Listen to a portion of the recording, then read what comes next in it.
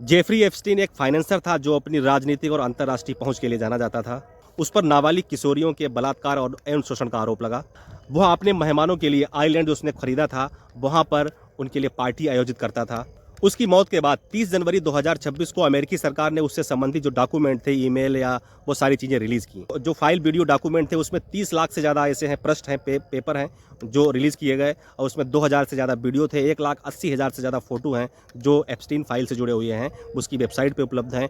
इस सारा जो कुकृत्य हो रहा था वो अमेरिकी द्वीप समूह का एक आइलैंड था, लिटिल सेंट जेम्स नाम का, जिसके चारों तरफ समुद्र था। वहाँ से भाग पाना मुश्किल था और यहीं पर कुकृत्य, काले कारनामे हो रहे थे, जहाँ पर किशोरियों का दुष्कर्म, उनके साथ बलात्कार हो रहा था। दुनिया भर के बड़े बड़े व्यापारी, वैज्ञानिक और नेताओं का आना जाना होता था, यहाँ पर पार्टी की जाती थी और यही जेफरी एप्स्टीन नाम का शख्स उन सब के लिए व्यवस्थाएं करता था।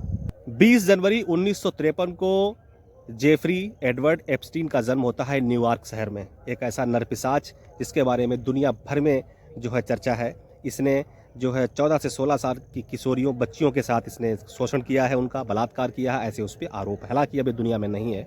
आज वीडियो में इसके बारे में चर्चा करेंगे। दुनिया भर के बड़े बड़े नेता, सेलिब्रिटी, वैज्ञानिक, यहाँ तक स्टीफन हॉकिंग जैसे वैज्ञानिक और बिल गेट्स से लेकर एलन मस्क और नरेंद्र मोदी जी तक का नाम आया है।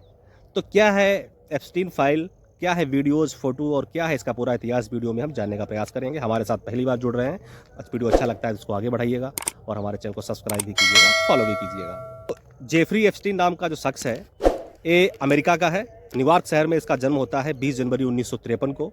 शुरुआत में एक गणित और भौतिक की जो है, बच्चों को गणित और भौतिक पढ़ाता है। उसके बाद में चूँकि इसके पास कोई डिग्री नहीं थी, इसलिए इसे स्कूल से निकाल दिया जाता है और वहाँ से निकालने के बाद ये अपनी पहचान एक फाइनेंशियर के तौर पे बनाता है, बैंकिंग क्षेत्र में जुड़ता है, बड़े बड़े लोगों के पैसे का ये एडजस्टमेंट करता है, उनका सेटलमेंट करता है और यहीं से इसकी शुरुआत होती है। अंतर्राष्ट्रीय और बड़े बड़े राजनीतिक, सेलिब्रिटी, वैज्ञानिक, उन लोगों से वो अच्छे संपर्क बनाता है, अपनी जान पहचान बनाता है और यहीं पर ढेर सारे पैसे भी कमाता है। इस पे आरोप है कि इसने यहाँ 1000 से ज़्यादा लड़कियों की शुरुआत में एक चेन खड़ी करता है और उन लड़कियों के साथ इस पर आरोप है कि इसने उनका बलात्कार किया था, इसने या फिर इसके सहयोगियों ने उनका यौन शोषण किया था। ज़्यादातर लड़कियां जो हैं वो 14 से 16 साल की थीं। इस पे आरोप है कि इसने अपने सहयोगी, जो बड़े बड़े नाम जो बताए हैं, जो सेलिब्रिटी, वैज्ञानिक और जो राजनीतिक लोग हैं, चाहे वो ट्रम्प से लेकर बिल गेट्स हो, एलन मस्क से लेकर चाहे एंड्रू प्रिंस हो, उन सब के लिए जो है अपने एक आइलैंड था, लिटिल सेंट जेम्स नाम का एक आइलैंड इसने खरीदा था $7.95 मिलियन में 1998 में, जो कि वेस्ट इंडीज़ का आपने नाम सुना होगा। उसी क्षेत्र में इसने, जो कि अमेरिकी क्षेत्र है वो, वहीं पर इसने एक आइलैंड खरीदा था। वहाँ पर ही इसने सारी व्यवस्थाएं की थी। बहुत ही खूबसूरत, एक शान शौकत के लिए जितनी आवश्यकताएं थी वो इस आइलैंड पर थी। समुद्र के बीचों बीच में आइलैंड था। यहाँ पर कोई भी लड़की भाग नहीं सकती थी। रिपोर्ट के मुताबिक एक बार एक 14 वर्ष की लड़की ने तैर कर भागने की कोशिश की थी, लेकिन उसको पकड़ लिया गया था और उसके बाद उसका पासपोर्ट जब्त कर लिया गया था।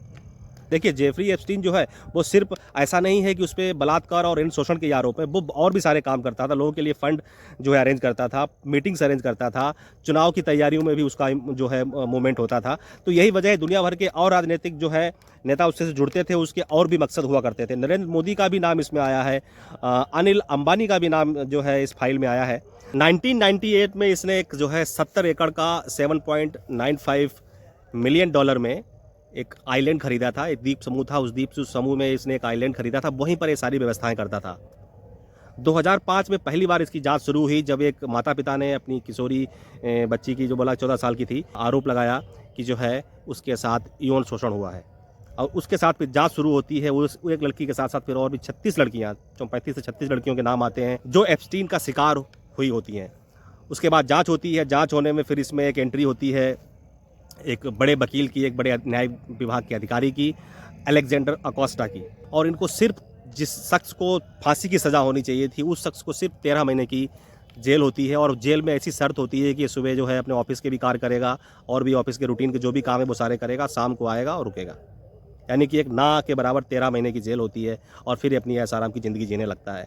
लेकिन धीरे धीरे इसके खिलाफ जांच के सबूत इकट्ठे किए जा रहे थे और इसकी तैयारियां हो रही थी और यही वजह है कि जब सबूत सारे इकट्ठे हो गए, एक बार फिर इस पर अटैक हुआ। 6 जुलाई 2019 को इसको फिर जेल होती है। उसके बाद में 10 अगस्त और 2019 को इसकी रहस्यमय तरीके से मौत हो जाती है। जाँच में पाया जाता है कि इसने फांसी लगा के अपनी जान दे दी है, लेकिन काफ़ी चर्चा होती है कि इसके पीछे कोई साजिश है, क्योंकि जब रिपोर्ट में जब वीडियो वगैरह खंगाले जाते हैं तो उसमें 2 मिनट और 53 सेकंड का जो वीडियो होता है जिसमें इसकी मौत हुई होती है, उस टाइम का वीडियो जो है सीसीटीवी फुटेज वो गायब होती है।